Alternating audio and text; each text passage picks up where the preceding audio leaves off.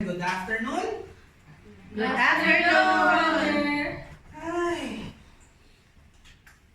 Is it me or ang Lent ngayon medyo heavy? Heavy. Ha? Oh! Medyo heavy ang Lent ngayon. Bakit kaya? Si Jan. Mabigat kasi. Si Jan na naman. Si John! Baka naman nakikita. Si Jan ba ang target market ng ating talk today? Di ba ang mga talks? Si Jan. Gusto ko yung target market. Target So welcome to our special Lenten talk, Rend Your Heart. Ngayon, before we start, bibigyan ko lang ng konting refresher. What are the 3 pillars of Lent? First off, fasting. A form of self-denial and sacrifice. Not only on food, but on comfort and habits. Tsaka, detachment to worldly distractions. Sino ba dito ang medyo may attachment, may malakas ang attachment sa sa pangkamunduhang buhay nila? Wawa. Maraming lahat naman tayo, di ba? Second pillar, prayer. It's a time for reflection, reading the scriptures, attending mass, developing closer relationship with God. And I think naman lahat man tayo dito ganon. Number 3, and the last one is almsgiving. Charity and generosity, sharing of resources, time, and money with those in need as an expression of love and compassion. So when we say about almsgiving, hindi lang yan material na bagay. It's about you giving time, lending your ear. Kung ang kapamilya natin or ang friend natin kailangan ng kausap, we lend an ear, we lend our time, we lend our effort, diba? Kunyari, may kakilala tayo may sakit, pinupuntahan natin, kinakamusta natin. Lahat naman tayo ganun eh. Si Jan pa rin. Si Hana naman daw. Si Hana, let's add Hana to our prayers for today for a successful recovery. Amen? Amen. So let's pray our favorite prayer here in the feast and name of the Father, the Son, the Holy Spirit. Amen. Today I receive all of God's love for me. Today I open myself to the unbounded, limitless, overflowing abundance of God's universe. Today I open myself to God's blessings, healing, and miracles. Today I open myself to God's word so that I become more like Jesus every day. Today I proclaim that I am God's beloved, I am God's servant, I am God's powerful champion, and because I am blessing the world in Jesus' name. Amen. Let's honor the word of God. Thy word is the lamp unto my feet and the light unto my path. Our key verse for today will be a bit familiar. Kung sino man yung umattend ng Ash Wednesday at nakinig ng readings, it will be familiar for you because it's the first reading of the Ash Wednesday. Let's read.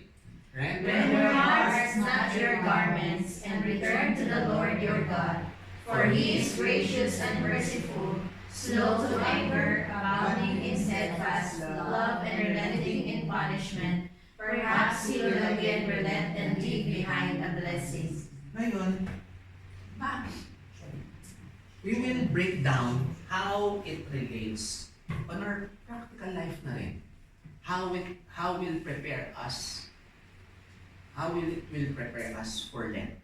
Because today is the first, sabi ko nga, first Sunday, our key message for today will be awake and ready for what's coming. Ang tanong, handa na ba tayong lahat? No. Alam na ba natin kung anong paparating sa atin? Hindi. Yes.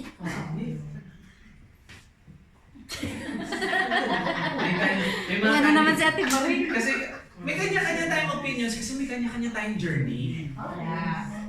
But are you really prepared for what's in front of you? Yes. Are you aware? Are you awake? Yes. Gising ka na ba talaga? We'll see about that. Let's honor the word of God. Thy word is a lamp unto my feet and a light unto my path. Okay, settle muna tayo. Question siguro. How would you rend your heart? Sino nyo na, familiar ba kayo sa term na rend? Rend. Rend. R-E-N-D. Walang Google. Ayun pala yung guess ko lang. Rend. It came from the Hebrew word kara. Means to tear. To tear, ah. Bibigyan ko kayo ng iba't ibang POV ng description ng rend. Pag physical, it's tear, you rip, or you split. Kapag emotional, you break, you pierce, you crush. Pag biblical, si Jan na naman. Pag biblical, it's talking about breaking open, being humble, and being laid bare. Bakit sinabi ni Prophet Joel? So, pinakang root niya talaga is, in any context, it's break. May kailangan tayong sirain. Ngayon, ang tanong, bakit ngayon? Ang sabi ni Prophet Joel, rend your hearts, not your garments, and return to the Lord your God. Ang question dyan is, why is God, through the Prophet Joel, asking us to break our hearts and come back to Him? Nung panahon ni Prophet Joel, nung panahon ng mga lumang Hudyo, when they rend their garments, kasi, di ba sabi niya, rend your hearts, not your garments. Kasi usually, kapag gumanon sila, nagtanggal sila ng damit nila, it's an expression of, paano ba? Yung tipong galit na galit. Para sa pelikula. Iba yun. Diba, pag galit na galit, you want to emphasize something. Kaya pag nagtanggal ng damit ng isang Hudyo, pag nagtanggal ng damit ng isang Hudyo, ibig sabihin, he wants to make a point. That's the short. Remember, let's jump ahead konti. Sa New Testament, nung panahon ni Jesus Christ, kaharap niya si pangalan ng Fariseo niya, Caiaphas. Nung kausap niya si Caiaphas, sino ka ba talaga? Ako'y anak ng Diyos. Sa sobrang galit niya dahil sa blasphemy na pagtingin niya sa sinabi ni Jesus noong panahon na yun, tinanggal niya yung garments niya. Sa sobrang galit niya. Pero kung tutuusin, ang mga Levites, ang mga high priest, they are forbidden on rending their clothes. So mismong si Caiaphas nagkasala siya sa ginawa niya. Na-overcome yung emotion niya bilang tao, hindi niya nakita yung spiritual side niya. That's the difference. Ngayon, bakit si Joel, bakit sinasabi niya, rend your hearts? Because the Lord doesn't care about your physical well-being. Kung ano yung nasa puso mo, yun ang mas importante.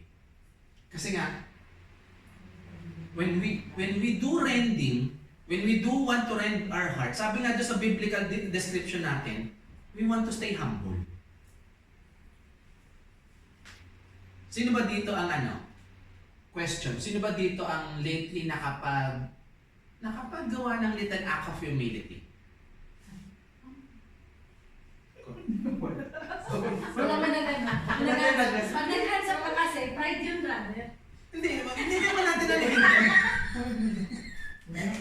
Konti ba? Konti lang? Konti lang.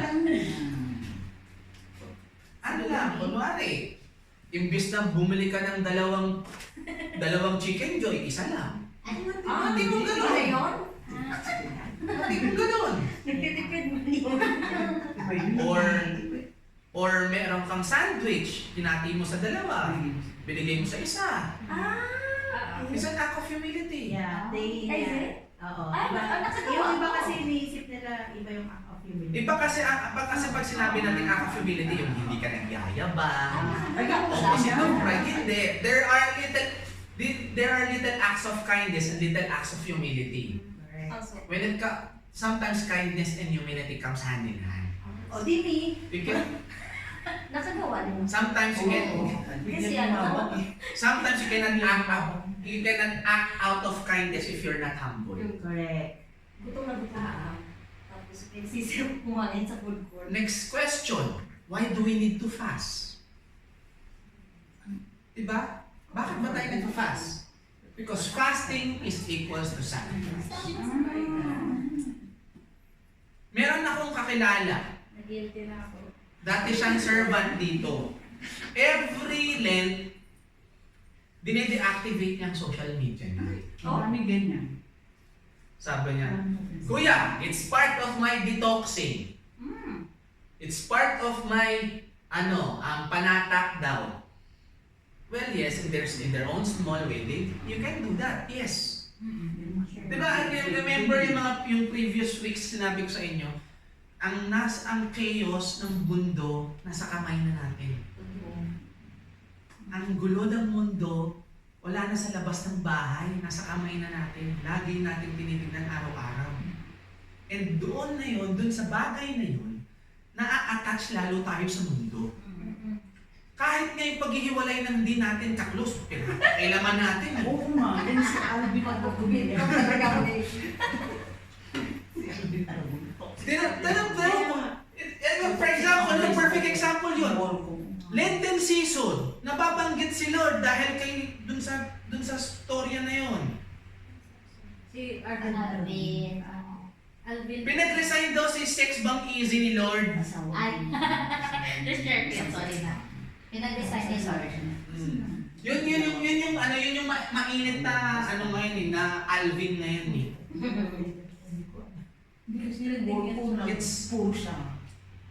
It's something na we are really attached to at hindi naman natin kailangan. Hindi naman kilala. But I fake it. But, again, may kanya-kanya tayong attachment. Kung isa-isahin ko man kayo, siguro out of sa inyo, siguro isa o dalawa lang magkakaroon ng kapareho. Because meron tayong kanyang attachment. We have to detach rin sa iba. Sabi nga in Matthew, when you fast, so that your fasting may not be seen others by your Father who is hidden, and your Father who sees what's hidden will repay you. Remember, when you do fasting, hindi tayo dapat pakitang tao. Di ba yung iba, yung ibang part ng yung ibang nagpa-fast, iba nagpapakaling lumo, hindi naghuhugas ng buhok, hindi nagsusuklay, hindi naliligo pag Biyernes. Di ba ganun, di ba? Magputol ng kuko pag birthday. Di ba may mga ganong pausapan dati na pag Friday, bawal maligo, maglaba, bawal lahat. Ang pwede mo lang gawin magluto ng hindi karne. Oo. Yun lang. Hindi ka pwede magupit ng kuko, may mga ganun pa. Oo, hindi pwede lahat. Parang mga hindi pwedeng yung... Pero ang sabi, if you're going to go this chapter, Matthew chapter 6, few verses before that, anong sabi ni Jesus Christ? Comb your hair. Maging maayos ka. Clean up. Ayusin mo yung sarili mo. Because when you do fasting in secret, the Lord will repay you in secret. Ngayon, sino ba dito ang nagpa-fasting in her own way? In her own way? Sino ba dito? In some way, nagpa-fast ka in some way?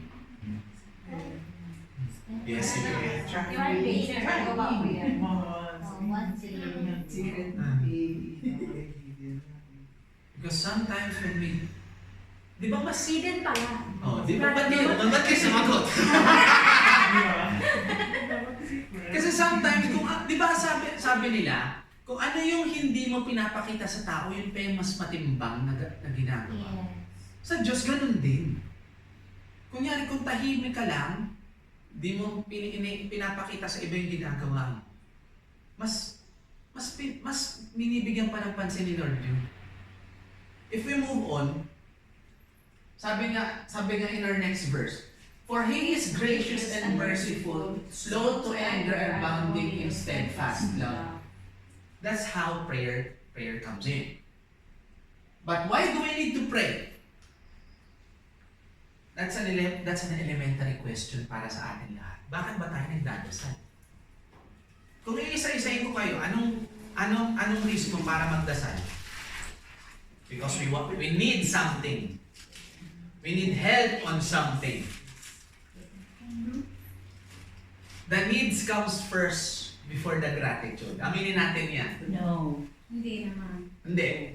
I'm being practical here. Kahit magsulat sa nauna yung... I mean, yung Totoo yun. unang panahon, gano'n. Totoo yun. Ganda. Magandang point yun, Ate Bay. When we write something in our ELO, ano inuuna natin? Prayer request. The needs comes first before the gratitude. And sana naman, balik rin naman natin ang konti. Nabaliktad ko yun. We have to be thankful first before we ask something. Di ba na? The 5 structures of prayers, naalala niyo ba yun? First, you have to Gratitude. acclamation, gratitude, contrition, then sustenance, tsaka nakalimutan ko isa. Basta 5 structures of prayer. Laging nauna acclamation, then gratitude. Sabi nga, then we want to relate it to Matthew chapter 6. But when you pray, go to your inner room, close the door, and pray to the Father in secret. And your Father sees in secret will repay you. One of my favorite verses in the Bible. Mas gugustuhin ko magdasal mag-isa na nagkukulong kaysa yung, hindi naman sa ayaw ko makapag-participate sa isang group prayer. But, ganito ko. Alam ni Mami Zen yan, lalo na after maligo. Nakikita niya na lang ako naka-relax ako sa kama namin, nagdadasal na ako. Lagi kong ginagawa yan, after maligo, sasara ang pinto, magdadasal ako. I don't know why, naging habit na rin. But for us, when we do pray, it's not just praying na. Sabi ko nga kanina, it's about having another relationship. Mahilig naman tayo sa mga relationship. Doon na tayo sa makapangyarihan kumabit. Doon na tayo...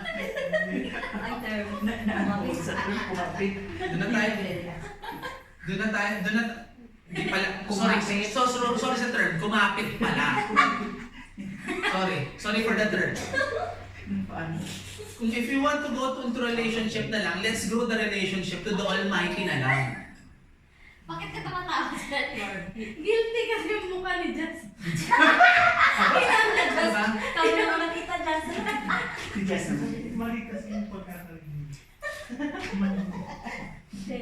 Now we're going to Almsgiving. Perhaps He will again relent and leave a blessing. Sino ba dito ang mapagbigay? Ako. Secret. Sino ang mapagbigay dito? Totoo yan. Because you have to remember, when you give something, hindi natin kailangan ibigay yung sa kaliwa. Ay, kung anong ginagawa ng kaliwa, hindi naman kailangan malaman ng kanan. True. Kung meron ka mang ginagawang iba, tama na yun. Sa inyo na lang ng Diyos yun. Because the Father sees everything. Totoo yan. It's very much so. Tama man o mali ang ginagawa mo, nakikita ng Diyos yan. Kahit saan ka man pumunta.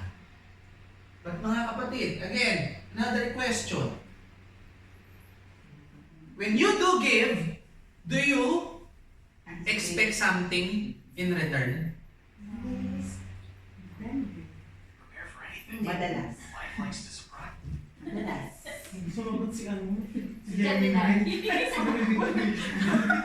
Ang creepy naman yun. Sumagot si Gemini. Ang Gemini creepy.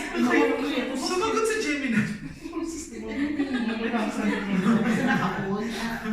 Marinig si Gemini. Kasi paninig niya. Oo, forever listening yan. Forever listening. Na-throw off ako dahil, sorry. When you do give, do you expect something? Not now. Minsan. Pero pag, di ba, sige, let's use your term minsan. Ano nagiging reaction mo pag meron dumadating? Sa'yo. Expect.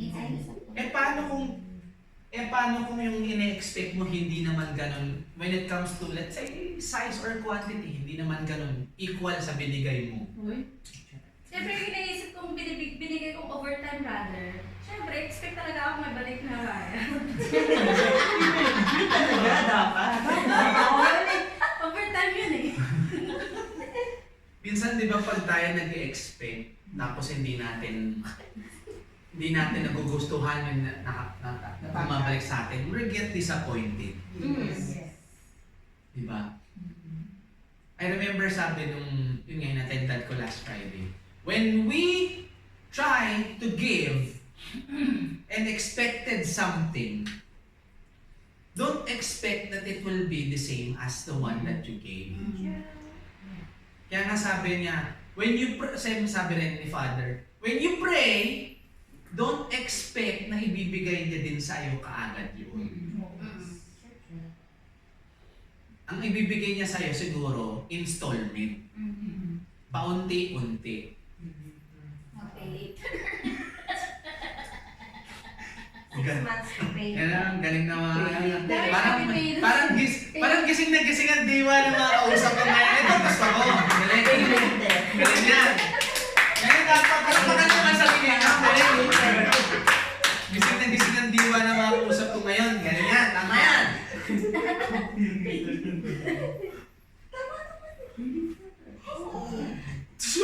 Hindi na ako nag-expect kasi alam ko na ibabalik. Minsan kasi when we expect something na, Lord, bigay mo sa akin ito. Gusto mo agad bumagsak agad dyan. Karamihan sa atin gano'n. But it never came to our mind na si Lord, hindi siya yung binibigay ng lump sum. Minsan, installment, minsan, hindi pa nga installment eh. Delayed. Hindi pa rin. Ang tubo na lang daw muna. Ang binibigay ni Lord sa atin, the opportunity to earn. Hindi niya bibigay sa iyo. Earn and Dividend. Correct. Earn and learn. Kaya niya yan. Kaya mami, yung ilang ka nga nun.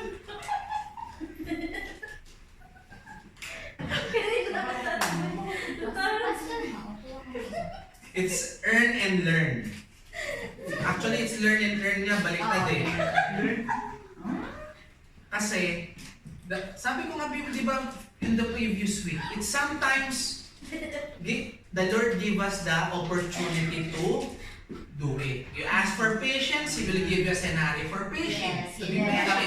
Sa movie yan na. Paano ka maging pasensyosa?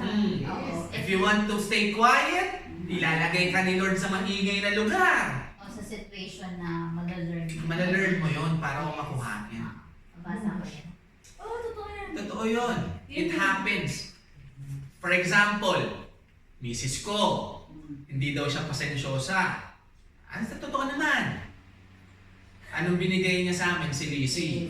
It's an opportunity for her to be patient. Yes. Oo, ano. He will test the patience. Yan ang testament ko dun sa prayer na yun. The Lord will give us, when you give something out, the Lord will repay you in the way that na alam niya kung paano mo kailangan makuha. Diba? Eat, pray, love ang setup mo doon, Jazz. Sa Bali. Kaya na rin, kikinig pa na si brother. Mga pasensya ko. Sumapila. Nag-pray ako sa Bicol. Bakit naman Ganun talaga. It's an opportunity. The Lord will give you the gift of opportunity instead of the gift of the one that you needed. Pero in some time, pag nakuha mo na yun, natansya mo na yung opportunity na yun, makukuha mo na yung hinihingi mo. Di ba kami, no? Yes. It will all make sense. The patience that you ask for will come into a gift of a girl that will test your patience. Oh. See? Totoo yun. Prayer ko yun eh, patience. Bibigay ko sa Kristo. Bakit ba tayo nagbibigay? Bakit ba tayo nagbibigay? Sino, di ba sabi niya na mapagbigay kayo? Bakit kayo nagbibigay? Tanong ko kayo. Because Because Lord you're gives blessed. me joy. Because we are blessed. To give. Oh, there's an opportunity to give. You give joy and you feel joy. Yes. Maganda ba? Maganda ba sa pakiramdam ang magbigay? Yes. Yes. I'm a giver. Okay. I-double down ko yung question. Kailan mas masarap magbigay? Kung kailan marami ka or kailan paubos ka na? Paubos na. Paubos. Yung marami. Ako pag marami. Paubos na. Kailan mas masarap magbigay? Mali pala. Pag, Mali pala. kung kailan paubos ka na or kailan madami ka pa? Yung marami. Para sa akin, mas malaki, mas masaya. May kanya-kanya kasi tayong ano eh. Yung POV natin. May kanya-kanya tayong preferences. Minsan kasi, ang nakakatuwa kasi, let's go back to another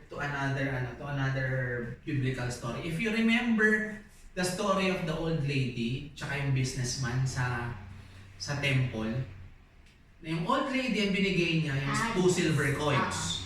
And then, Yung isa, binigay niya lang is parang tanso or bronze ang tingin. Mas lower in value. Sa tingin nyo, alin doon ang mas na binigyan ng preference ni Lord? The old lady. The old lady. Kasi yun na lang yung meron siya. Binigay niya pa sa temple. Mas valuable doon. yes. 2 pieces of silver. Yun yun. That's the story. Ganun. It's not about the quantity. It's the heart that it gives together with the gift. Kasi pag marami, mas madaling mag-design. Pag marami, okay. Hindi, sa akin, mas masarap magbigay pag marami. Ang tagal kong The joy na of lang, giving. mas mag-iisip ako matagal. Alam niyo yung isa, ewan ko, ito, ano ko lang to, opinion ko lang to. My personal opinion when I understand about that, the story of the 2 silver coins. Bakit naging mas mabigat yung ginawa ng old lady? Kasi Last na last na yun. Pero binigay niya pa. Giving is also a part of sacrifice. Sacrifice begets mercy.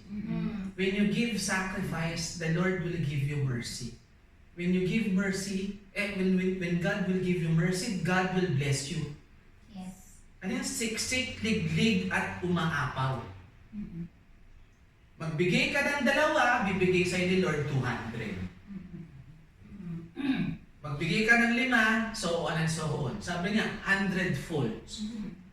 Sabi in Matthew, but when you give alms, do not let your left hand know what your right hand is doing, so that your almsgiving may be secret. And your Father sees in secret will repay you. Diba? Kung mahilig na naman tayo magtago ng sikreto, ganito na gawin natin lahat. Ang alam natin sikreto, mga marites kasi. Yung mga narinig natin sa kung saan-saan. Sabihin na. Minsan sa buhay natin, mga kapatid, it's better to do, kunyari, ang mga pagtatago ng sikreto. Alam natin sa sarili natin. Lalo na sa pagbibigay, sa pagmamahal. Isikreto mo na lang yun. Huwag mo na yung pangalandakan sa mundo. Lalo kasi naman sa Again, the Father sees everything. Totoo yan.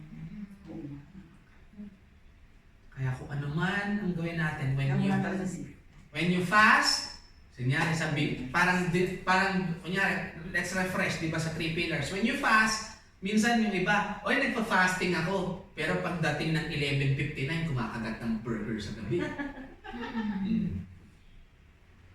When you pray, oy, nagdadasal ako. Ano naman ang dinadasal? Sana makabili ako ng bagong iPhone 17 Pro Max. Doesn't make sense, di ba? When alms giving, pangatlo, when you give alms, oy, bigay tayo dyan. Ay, papasikat ako. For what? Let's say nagawa natin yung 3 pillars.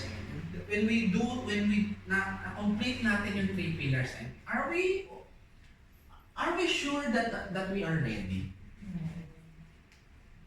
O nga, na-fulfill mo yun, yung 3. Pero ang tanong, handa ka ba? Ito kasi, sinulat ko lang yung verse na to kasi medyo mahaba. Mahaba yung hindi ko siya ma-trim down eh. It's, kung may mga kung may mga Bible kayo sa phone, you can search it. Matthew 26 verse 36 to 46. It's the story of Gethsemane. Ito na lang, isa-summarize ko na lang. Jesus went to Gethsemane, it's the Garden of Olives, to pray. Sinama niya yung inner circle niya. The sons of Zebedee, which is James and John, si Peter and Andrew. So that then, sabi niya, sabi niya, first time, wag kayo matulog, watch over and pray with me. He prayed. Pagbalik niya yung 4, natutulog. Bakit? Kasi, if you remember, they just finished the Last Supper. And sa Jewish tradition, pag naka-4 kang baso ng alak, kailangan 4 na courses ng alak yun ha.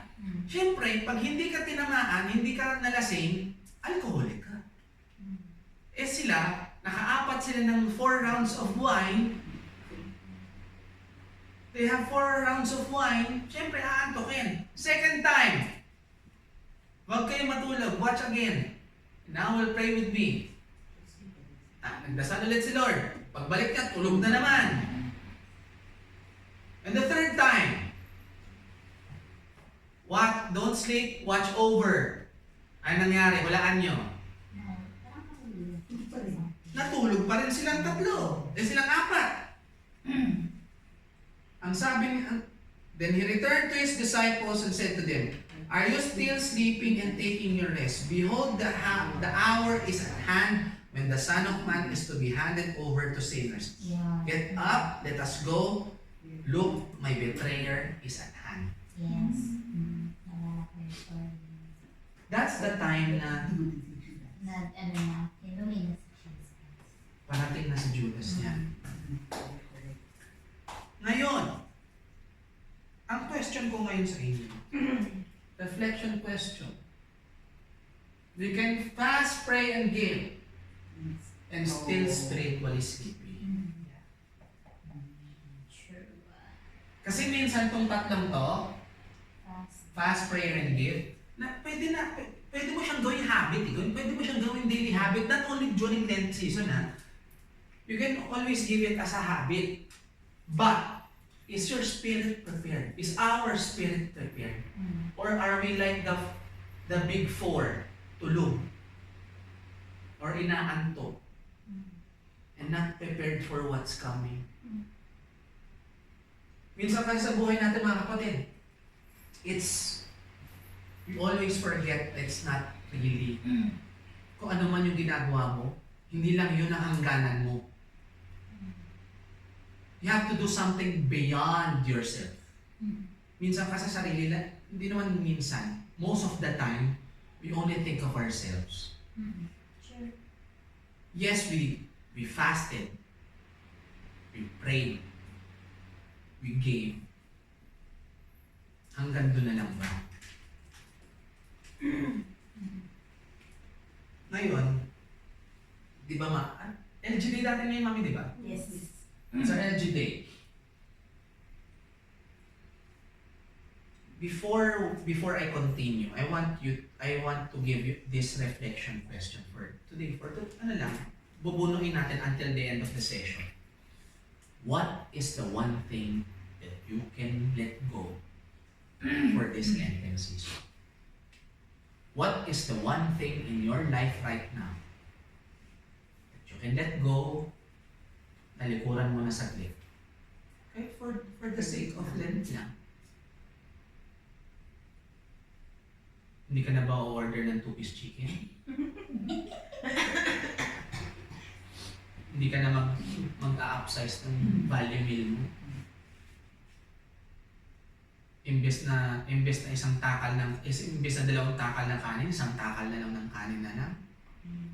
What can we let go for this Lenten season? In Gethsemane, Jesus showed us what true readiness looks like.